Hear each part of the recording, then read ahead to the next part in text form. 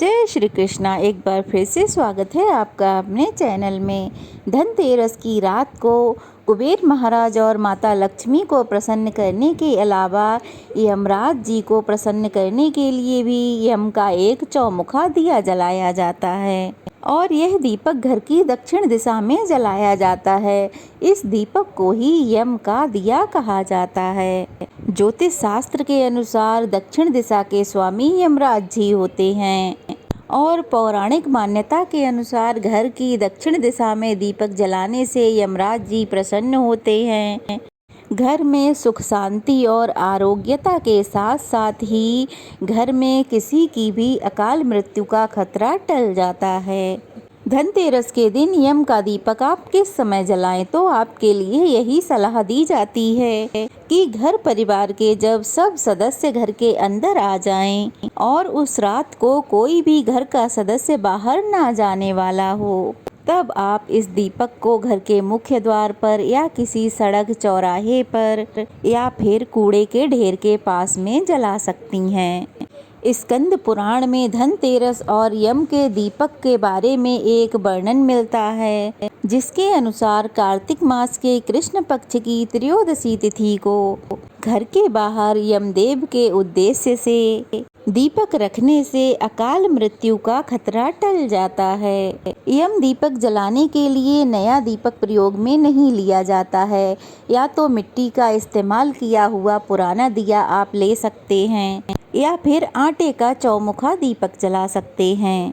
इसके अलावा गाय के गोबर से आप चौमुखा दिया बनाकर उसमें घी या तेल भरकर रुई की 4 बातियां चारों दिशाओं में लगाकर फिर उस दीपक का भली भांति पूजन करके, यानी दीप जलाने से पहले आप उसे गंगा जल डालकर शुद्ध कर लें। फिर उसमें अक्षत और पुष्प अर्पित करें। हाथ जोड़कर यमराज जी से प्रार्थना करें कि वे आप और आपके परिवार के सभी सदस्यों को दीर्घायु रखें, सभी को अकाल मृत्यु से बचाए रखें, सभी की रक्षा करने के साथ साथ सभी को अच्छा स्वास्थ्य दें। घर की किसी महिला को ये दीपक जलाना चाहिए, नहीं तो कोई पुरुष भी जला सकता है। फिर घर के चारों कोनों में इस दीपक को घुमाने के पश्चात फिर आप इस दीपक को लेकर अपने घर के मुख्य द्वार के बाहर जाएं। बस ध्यान रहे कि दीपक जलाते समय आपका मुख भी दक्षिण दिशा की ओर होना चाहिए। दीपक हाथ में लेकर दक्षिण दिशा की ओर यमराज जी को प्रणाम करें। उसके बाद जहाँ पर भी आप यह दीपक रखने वाले हैं, वहाँ पर थोड़े से अक्षत या गेहूं के दानों का आसन दे दें। डायरेक्ट धरती पर दीपक को नहीं जलाना होता है, क्योंकि ऐसा कहा जाता है कि धरती माता इस दीपक की आंच को सहन नहीं कर पाती हैं और ऐसा करने वालों पर कुपित होती हैं। तो इसीलिए आपको कभी भी डायरेक्ट धरती पर दीपक नहीं जलाना चाहिए।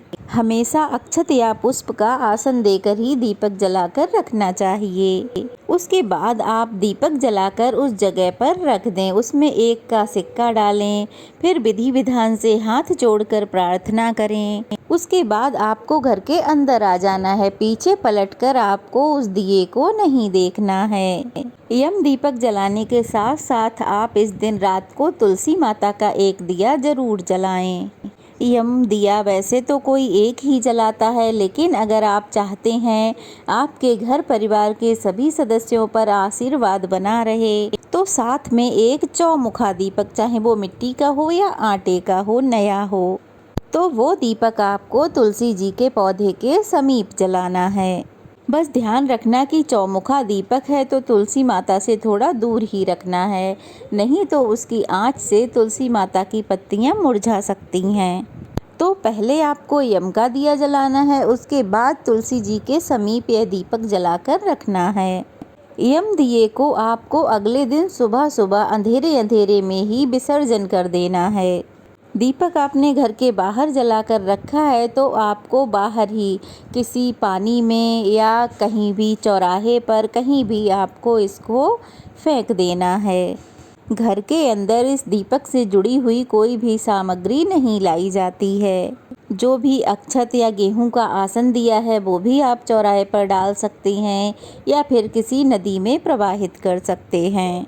बहुत से लोग जानना चाहते हैं कि यम दिए को जलाने का शुभ मुहूर्त क्या है।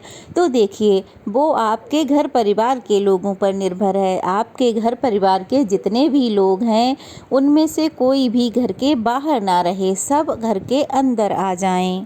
उसके बाद ही आपको यम का दीपक जलाकर रखना है। जब सारे सदस्य घर के अंदर आ जाएं, बाहर कोई भी ना रहे और किसी को बाहर फिर जाना भी ना हो, तब आपको यह दिया जलाना है। तो ये थी आज की वीडियो जानकारी। अगर अच्छी लगी हो तो वीडियो को लाइक करें, शेयर करें, चैनल को सब्सक्राइब करें, ढेर सारा प्यार और आशीर्वाद दें। तो चलिए फिर मिलते हैं। जय श्री कृष्णा।